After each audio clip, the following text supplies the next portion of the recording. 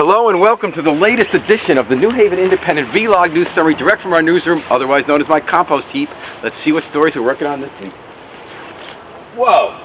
I thought these didn't exist. Look at this, a New Haven Press Parking Pass. This week I and a lot of other reporters were told by Brian McGrath, the once and future traffic czar of New Haven, parking czar, that press passes don't exist in New Haven. Now what he meant was, even though we put these things on our car and the police department gives it to us, there's no law that says we're entitled to it or gives us any break. So for years we've been putting on our cars, feeling all important, although I couldn't get it on my bike. But we'd still get tickets, and we should have gotten tickets, because we're only supposed to once in a while get a break if there's a fire or something else is important, like the mayor's getting another raise. But this week the city decided that they don't exist. Not only do they not exist in law, but from now on we're not going to get these parking passes, and I think they made a good decision. Even though we like to feel important, and I love to put this in my car, because being a big shot reporter, it's a waste of city money, and we don't deserve breaks that other people don't get. So good job. On the other hand, here are some bagels, and I have advice for any department heads in New Haven who have big jobs, make a lot of money, make big decisions. If you eat a bagel for breakfast, tell us, even us reporters, because City Hall, the mayor you work for in part, believes that you don't have enough intelligence or independence to tell a reporter if you had a bagel for breakfast. If we come up to you and say, what did you have for breakfast? Under a new rule, you can't tell us. You have to call the mayor's spokesman and find out what you're allowed to say to the press.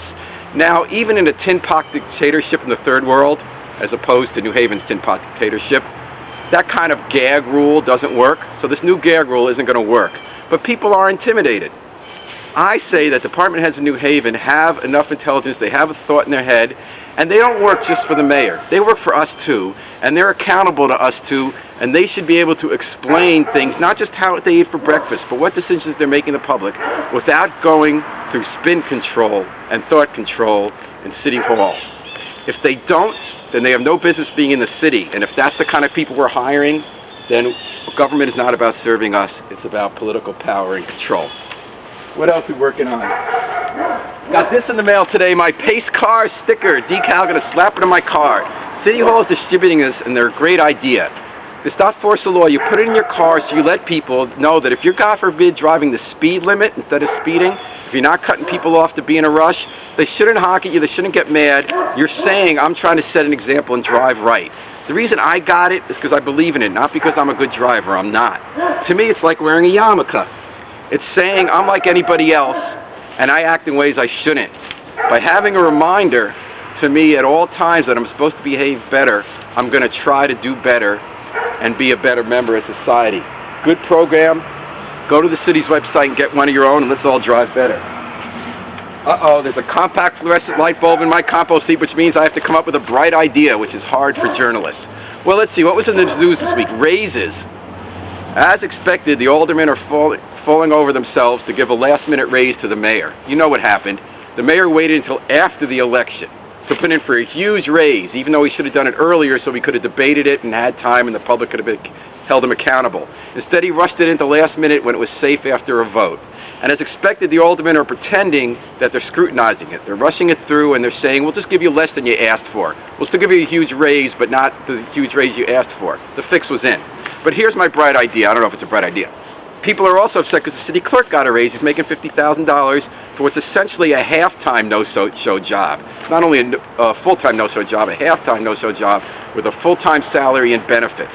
Now, that's not a criticism of the person who holds the job. It's always been that way. It's a political patronage position so that a white mayor, for instance, can pretend that the black community has some power in his administration by giving a fake job to somebody, make a lot of money, and show up once in a while and certify election results.